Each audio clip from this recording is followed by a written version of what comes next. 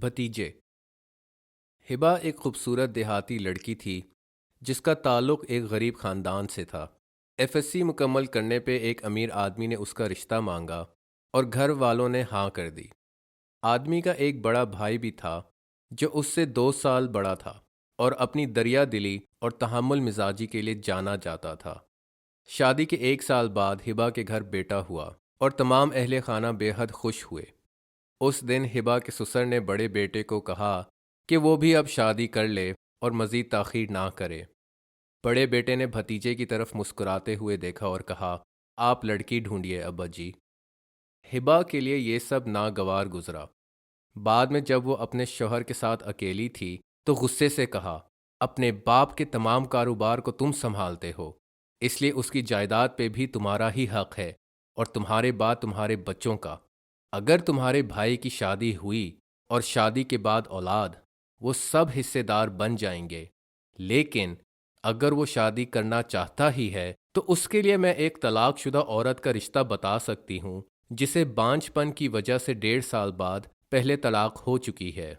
ہبا کے شوہر نے حامی بھری اور ہبا تمام گھر والوں کو بھی قائل کرنے میں کامیاب ہوئی۔ اس کے جیٹھ نے خوشی سے کہا، میں خدا کی رضا میں خوش ہوں، اور عشاء پڑھنے چلا گیا۔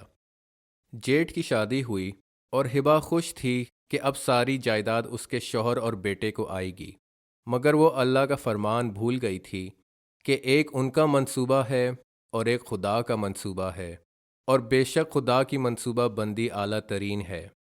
ہبا نبی صلی اللہ علیہ وسلم کی حدیث بھی بھول رہی تھی کہ اللہ ظالم کو چھوٹ دیتا ہے حتیٰ کہ اس کی پکڑ ہو اور پھر کوئی چھٹکارا نہیں۔ چند ماہ بعد ہبا یہ سن کے دنگ رہ گئی کہ اس کی جیٹھانی حمل سے ہے اور اس کے جڑواں بیٹے ہوئے۔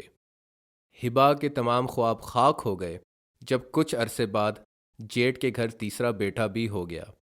وہ سمجھ گئی اسے اپنی سوچ کی سزا مل رہی ہے۔ برسوں بعد ہبا کا اکلوتا بیٹا ایکسیڈنٹ میں مارا گیا اور اس کے شوہر کی بھی وفات ہو گئی۔ ذہنی صدمے کی وجہ سے ہبا کو ہسپتال میں داخل کروانا پڑا۔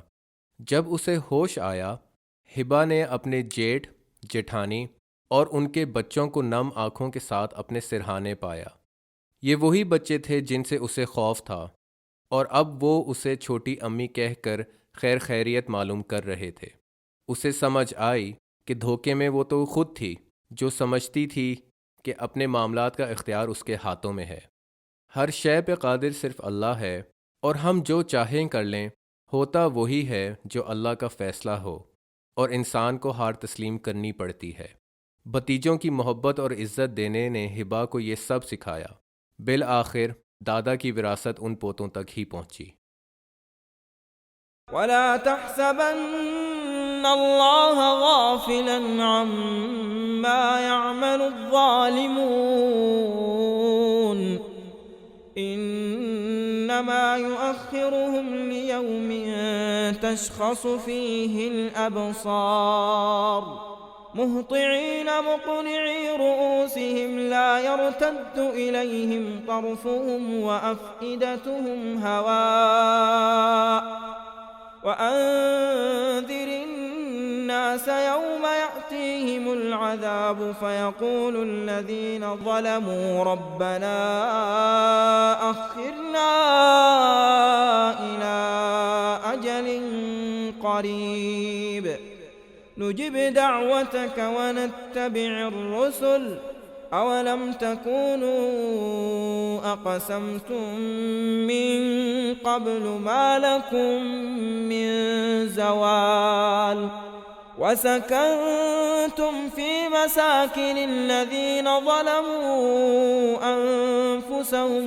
وَتَبَيَّنَ لَكُمْ كَيْفَ فَعَلْنَا بِهِمْ وَضَرَبْنَا لَكُمُ الْأَمْثَالَ وَقَدْ مَكَرُوا مَكْرَهُمْ وَعِندَ اللَّهِ مَكْرُهُمْ وَإِن كَانَ مَكْرُهُمْ لِتَزُولَ مِنْهُ الْجِبَالُ فَلَا تَحْسَبَنَّ اللَّهَ مُخْلِفَ وَعْدِهِ رُسُلَهُ إِنَّ اللَّهَ عَزِيزٌ ذُو انتقام۔ ایک تمنا۔ امام احمد ابن حنبل نے ایک رات مسجد میں قیام کرنا چاہا۔ مسجد کے چوکیدار نے انہیں اجازت نہ دی۔ امام حنبل نے چوکیدار کو منانے کی بہت کوشش کی مگر وہ انکاری رہا۔ امام حنبل نے بولا، پھر میں ادھر ہی دروازے کے پاس رات گزار لوں گا، اور وہ وہیں کھڑے ہو گئے۔ ضد میں چوکیدار نے بھی انہیں گھسیٹ کے پرے لے جانا شروع کر دیا۔ امام صاحب حیت سے ضعیف لگ رہے تھے اور کھینچا تانی کا سارا منظر ایک تندور والا دیکھ رہا تھا۔ اس نے امام سے کہا کہ آپ میری طرف قیام کر لیں، اور انہیں اپنے گھر لے گیا۔ وہ روٹی بنانے کے لیے آٹا گوندنے لگا اور طویل مدت تک مسلسل استغفار پڑھتا رہا۔ اگلی صبح امام نے آدمی سے استغفار کی وجہ پوچھی تو جواب ملا، میں ہمیشہ آٹا گوندنے اور روٹیاں بنانے کے دوران استغفار کرتا ہوں۔ امام حنبل نے پوچھا، کیا تمہیں اس عمل کا صلہ ملا؟ وہ بخوبی جانتے تھے کہ استغفار کے فضائل کیا ہیں۔ تندور والا بولا، جی بخوب صلہ ملا، میری سب تمنائیں پوری ہوئی ہیں، بس ایک رہ گئی ہے۔ فقلت استغفروا ربكم إنه كان غفارا يرسل السماء عليكم مدرارا ويمددكم بأموال وبنين ويجعل لكم جنات ويجعل لكم أنهارا۔ امام نے پوچھا، وہ کون سی؟ تندور والا بولا، میں امام احمد ابن حنبل سے ملنا چاہتا ہوں۔ امام حنبل ایک دم سے بولے، میں ہی احمد ابن حنبل ہوں، خدا مجھے گھسیٹ کے تمہارے پاس لے آیا ہے۔